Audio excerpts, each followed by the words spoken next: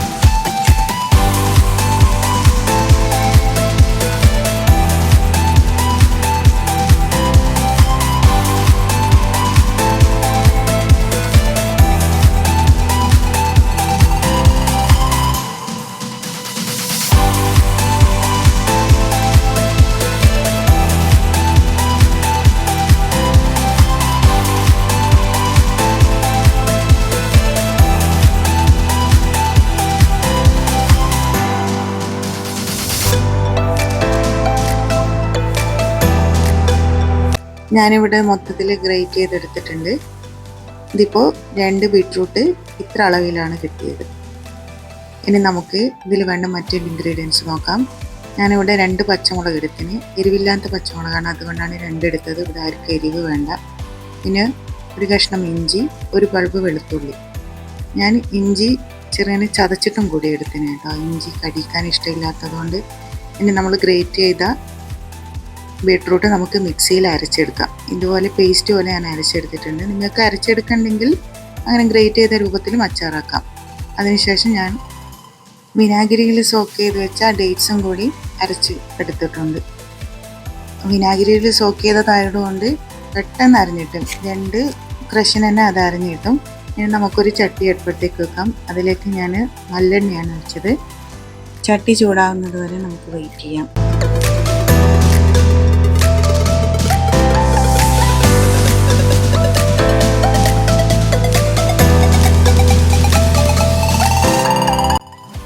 ചട്ടി ഇവിടെ നല്ലോണം ചൂടായിട്ടുണ്ട്. ഇനി നമുക്ക് അതിലേക്ക് കടുക് ഇട്ട് കൊടുക്കാം.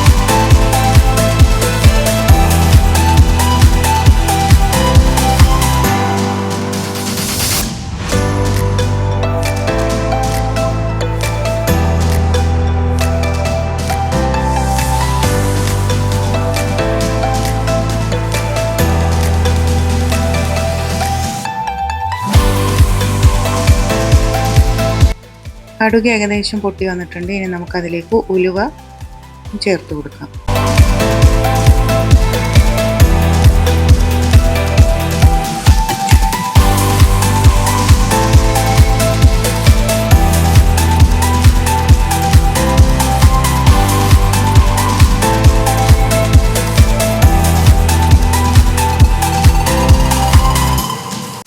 ഉലുവയും കടുകും നന്നായി പൊട്ടി വന്നിട്ടുണ്ട്. ഇനി ഇതിലേക്ക് നമുക്ക് ഇഞ്ചി, വെളുത്തുള്ളി, പച്ചമുളക്, കറിവേപ്പില എന്നിവ ആഡ് ചെയ്ത് നന്നായി മൂപ്പിച്ചെടുക്കാം.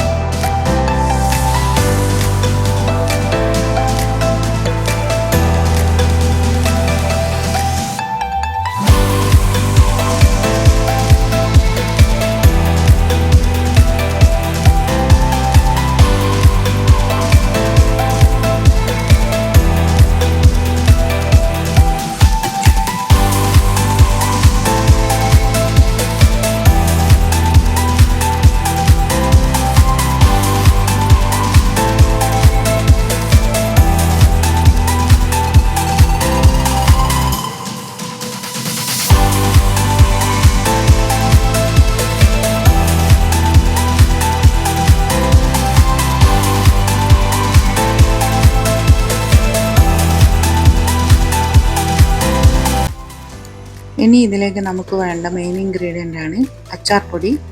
ഞാൻ 2 ടേബിൾ സ്പൂൺ അച്ചാർ പൊടി ചേർത്തിട്ടുണ്ട്. അതിൻ്റെ പച്ചമണം മാറുന്നത് വരെ ലോ ഫ്ലെയിമിലിട്ട് നമുക്ക് വഴറ്റാം, അല്ലെങ്കിൽ പെട്ടെന്ന് പൊടി കരിഞ്ഞു പോകാനുള്ള സാധ്യത ഉണ്ട്.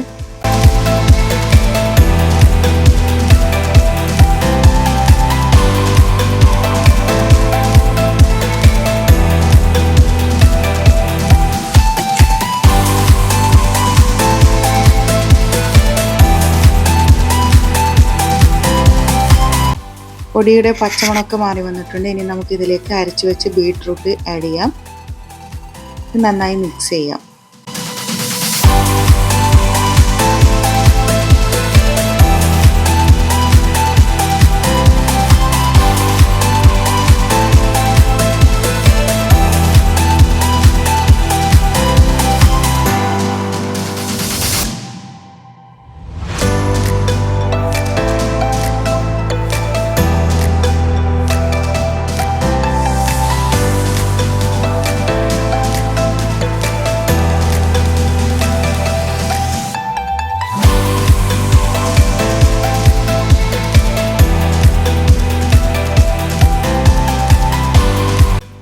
ഇനി ഇതിലേക്ക് നമുക്ക് അരച്ചു വെച്ച ഡേറ്റ്സും കൂടി ആഡ് ചെയ്ത് നന്നായി മിക്സ് ചെയ്യാം. ഇനി ഇതിലേക്ക് നമ്മൾ ഉപ്പിട്ടിട്ടില്ല, ടൈം നമുക്ക് ഉപ്പ് ആഡ് ചെയ്യാം. ഇനി നിങ്ങൾ ടേസ്റ്റ് ചെയ്ത് നോക്കുമ്പോൾ വിനാഗിരിയുടെ ഒക്കെ കുറവ് കണ്ടിനെങ്കിൽ ഇച്ചിരി ഈ ടൈമിൽ നമുക്ക് ആഡ് ചെയ്യാവുന്നതാണ്. എൻ്റെ ഒക്കെ കറക്റ്റാണ്, അതുകൊണ്ടാണ് ഞാൻ ആഡ് ചെയ്യാത്തത്.